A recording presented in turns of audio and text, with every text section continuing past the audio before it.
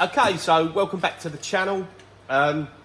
Mentioned previously, we're going to do a little bit of work on the car, changing fuel filters and a few other bits, basically, you know, just a bit of a service and things like that. And there's going to be other stuff I do along the way.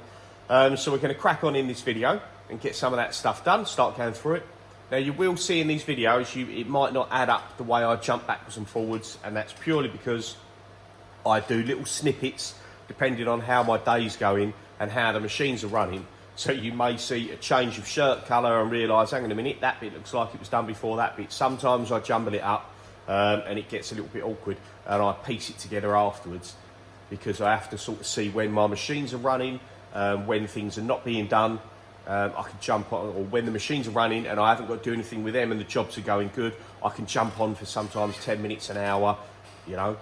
So yes, the videos can get a little bit back and forward, but you get the general gist. So on that note, let's crack on, go over to the car. Okay, so we've got it up in the air on the stands, and we need to, I'll roll under it. Here is, not the best view, this is the fuel pump box. So in here has got pump filter. So they come in, the lines come in, curl to the filter and then come back out again. So we made this, it's a bit grotty now, but made this quick release so I can at least access it if need be. It says, not been off in a while.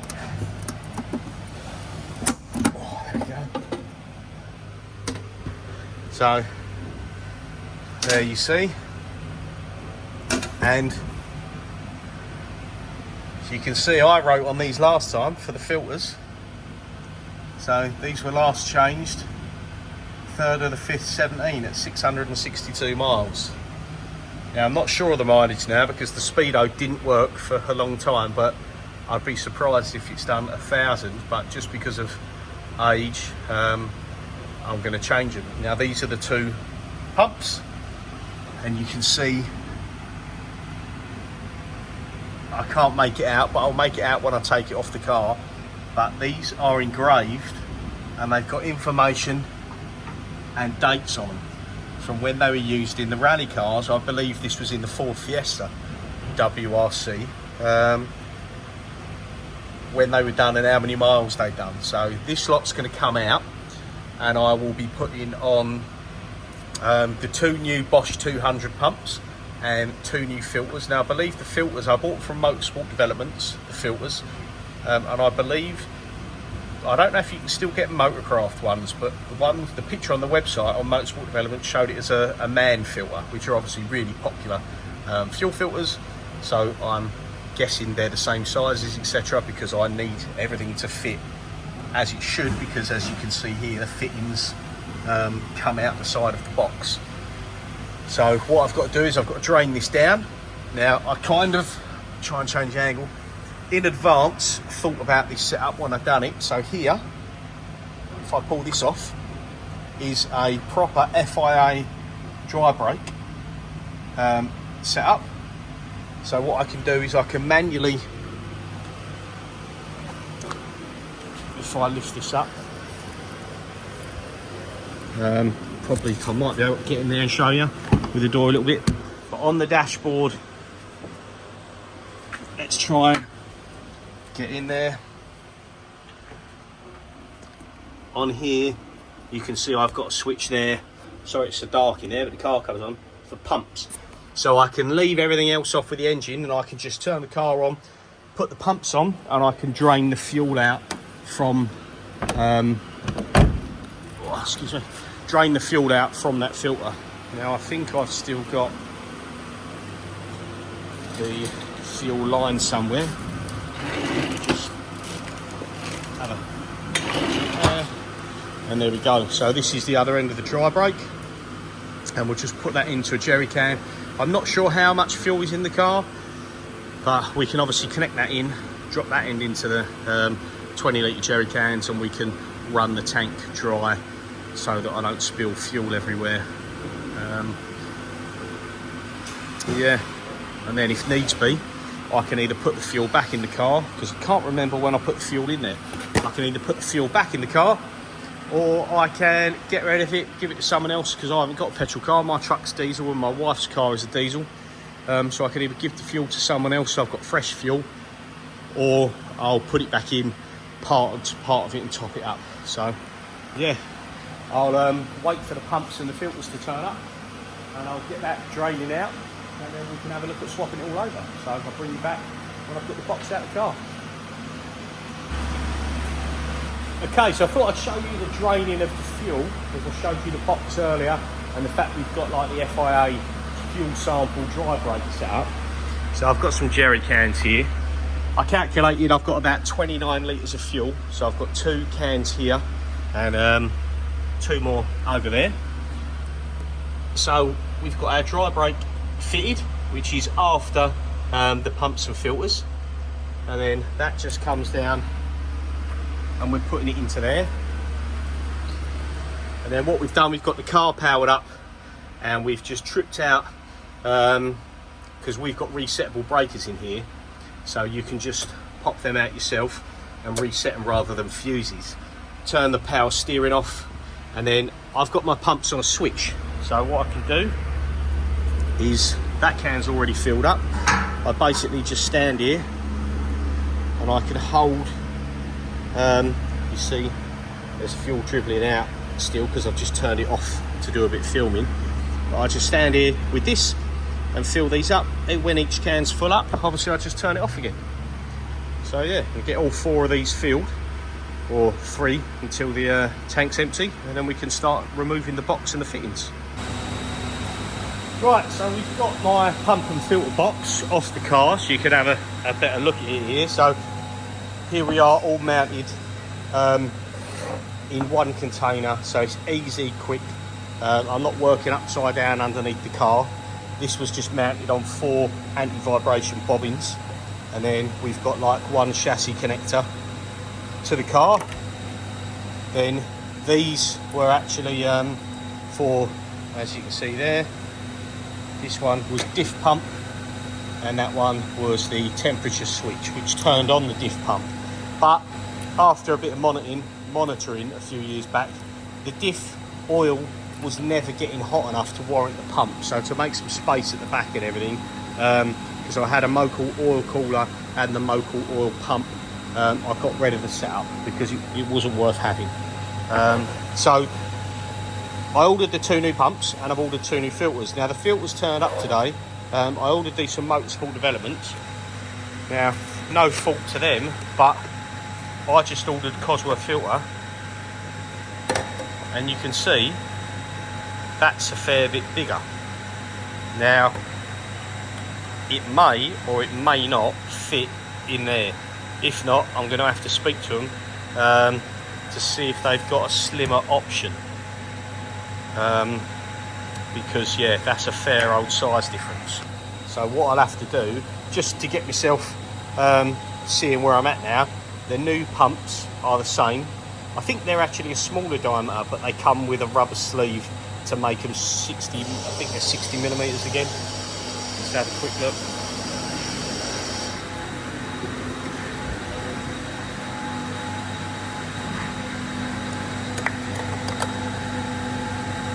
Yeah, so they're 60 mil, but obviously if I can squeeze past the hoses, the filter's about 55, and this one is almost 81, but it might still fit in there. It depends whether it's going to bottom out on here and whether I can elongate, obviously this side where the hole doesn't matter, but where the filter, so there's 51/8, this is 30 mil bigger, so this outlet is going to sit roughly 15 mil higher, which means I won't be able to keep that grommet, and I like the grommet set up there so it keeps any dirt and debris out of the inside of here. You can see that's a nice snug fit, and there's the dry brake that we use to drain the system. So what I'll do now is I'll get this unbolted, and we'll have a look and see whether the actual filter itself will fit in here or whether I just save myself some hassle and try and find some new ones that are the same size. So let's get this lot undone. Okay, so we're now back, but we still haven't got what we need to carry on, but I wanted to update you on these pumps, so I don't have to put them to one side for a bit. I put pictures up on Facebook and Instagram of the pump box and changing the pumps and this and the other, and someone mentioned, are my pumps called Bosch 413 pumps? Because if they are, keep them and use them rather than the new Bosch 200s, because they're miles better. And I mentioned before they were for M Sport and they said Bosch Motorsport on them. It turns out the pumps that I had in there, the pump that replaces them are now about £580 plus VAT each. And someone says, so definitely don't throw them ones away if they're still good, because they work fine. I did say they're a little bit noisy, and speaking to someone further today, it turns out that the way these pumps will run in the car, and let me just show you with these old fuel filters for an example. So let's imagine comes out, you've got your pumps and your filters. Then let's say they come out of the car like that. We use these as the example. And then this line goes off to the to the fuel rail. I said when the cars run hard and it gets hot, you hear like the pump sound like it's struggling a bit.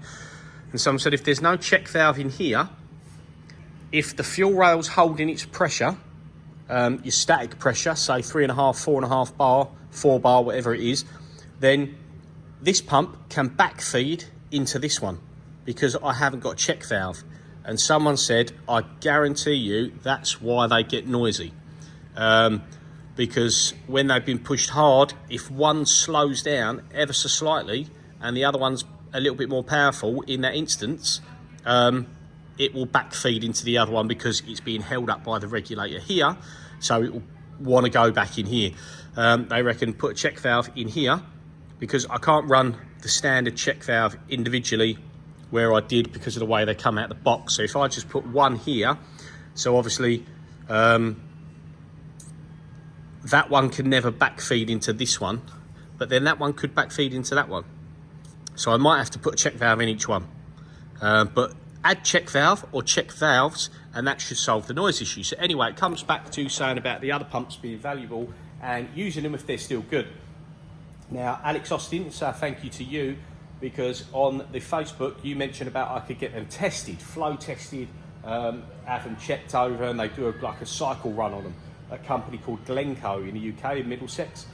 So I've packaged them up, I've sent them off, spoke to the fella there, and they said for a charge of £30 per pump, they run them for a cycle period of time, and they keep an eye on flow rates, temperature and amp draw when the pump's running, because you can't take them apart. Again, I'm about to pick this up. It's a similar design that the Bosch pumps, they're crimped on one end and sort of lipped over on the other end, so you can't take it apart. There's nothing serviceable inside.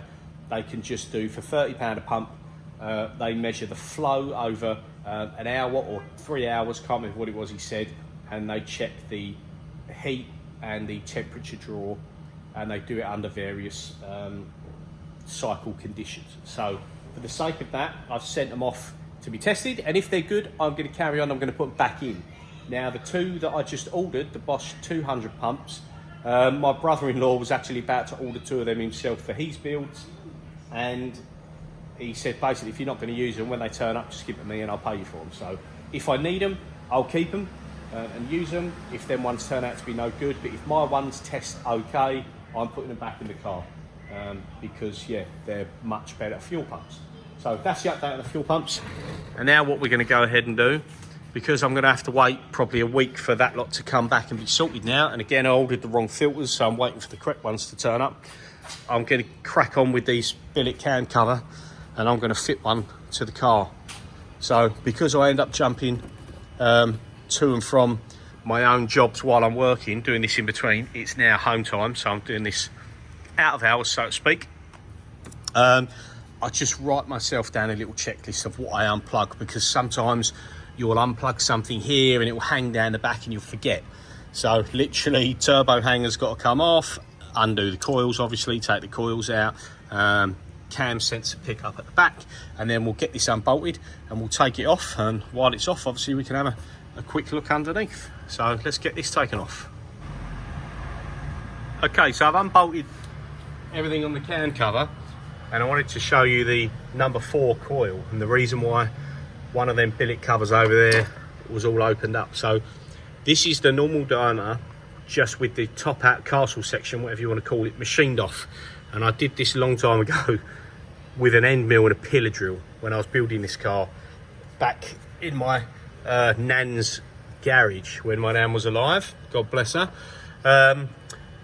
Now at the back I had to open it up because the engine sits so far under the bulkhead here that you can't get a coil out of there normally. If the hole is only so big, you can't angle it enough to get it out. So we had to open it up and machine, when I had my little miniature 7x14 hobby lathe, a top hat to sit in there, because you can see a coil hits the window screen, won't go in. But if I put this ginormous top hat on it and I use the rubber to seal on these, and then you can get the angle to get the coil underneath, and then it will go onto the spark plug like so. So this is what we've got to do on the whatever cover I choose to use. I've got to do the same again. So yeah, let's move these out of the way and see if we can pop this cover off. I'm pretty sure I've got every bolt.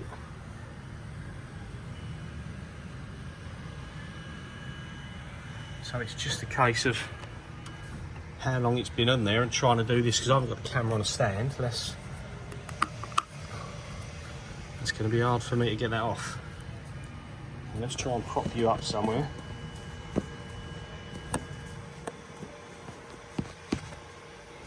Not ideal, but I'll try and break this loose.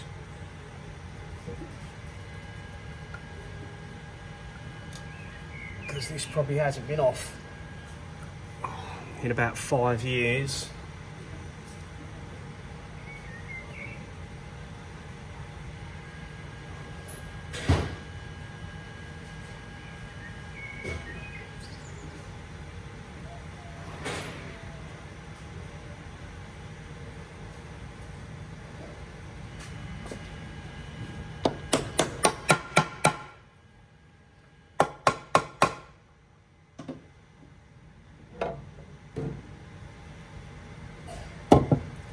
Go. Obviously we've got all the sealant around the front.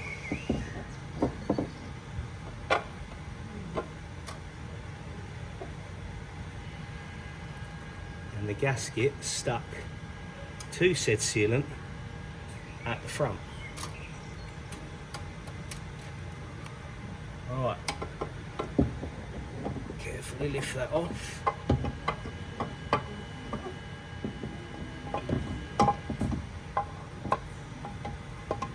Go.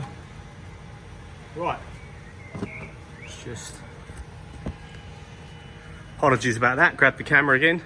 So I also have to use a 90°, I think it's a focus trigger sensor, compared to the one most people use in the Cosy that's either straight up or at a 45° angle. And there's the underneath of that. You can see the dab of sealant in the corner there, but she's a clean cover. Place that down there, and it's pretty mint under there. Won't be using that gasket again anyway, but you could probably straighten that out and use that again.